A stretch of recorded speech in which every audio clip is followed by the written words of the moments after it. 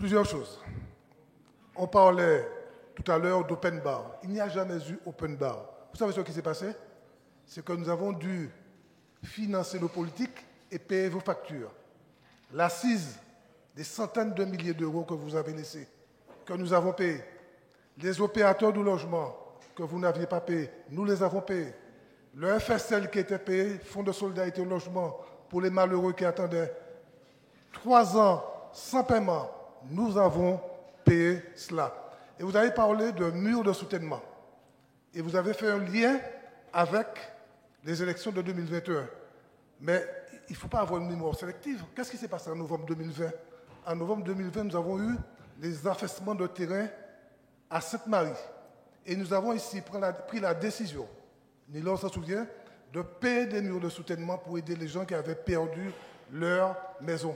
Et c'est pourquoi il y a eu, à cette époque, beaucoup de murs de soutènement. C'était cela, à ce moment-là.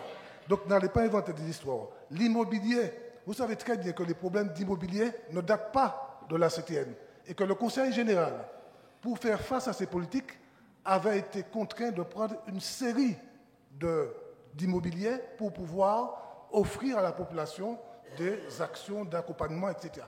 Donc, nous avions commencé à mettre en place une politique dans ce sens, mais ça ne se fait pas en 5 ans. Et jusqu'à maintenant, vous n'avez pas réglé ce problème. Et lorsque nous avons eu, parfois, à Dillon, des agents, des femmes enceintes qui perdaient leurs enfants, compte tenu des conditions où elles travaillaient, eh bien, nous avons pris des décisions. Donc, il n'y avait pas open bar, il y avait la volonté de régler le problème du personnel et le problème de la population. Ensuite, la logique de guichet, j'entends. Une logique de guichet au profit d'une logique de profit et de projet. Réellement, assez de bêtises.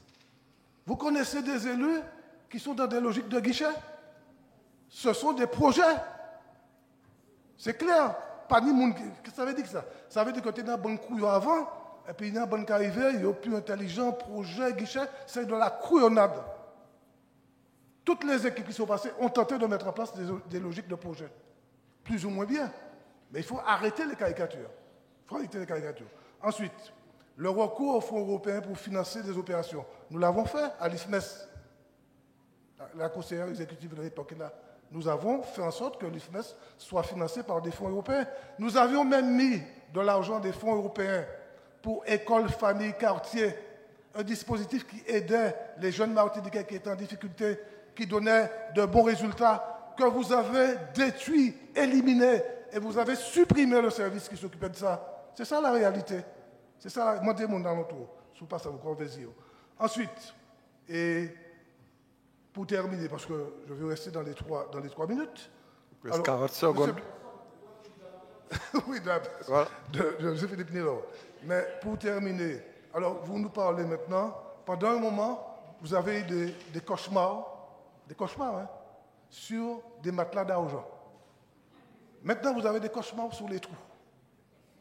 Alors, il faut être sérieux. Vous n'avez jamais su démontrer, ni écrit quelque part, qu'il y avait un trou de 220 millions. Alors, si vous avez des cauchemars sur les matelas ou les trous, selon, c'est votre affaire. Il faut voir pour ça un psychologue de la finance ou bien un psychiatre de la finance, mais vous ne pouvez pas revenir ressasser des insanités, des absurdités, des inepties qui ne sont pas... C'est fini, M. Carole, c'est fini. Merci, Président. Voilà. Merci. Et surtout, voilà, donc nous allons passer maintenant. Mais je voulais dénoncer ces dérives. Nous allons passer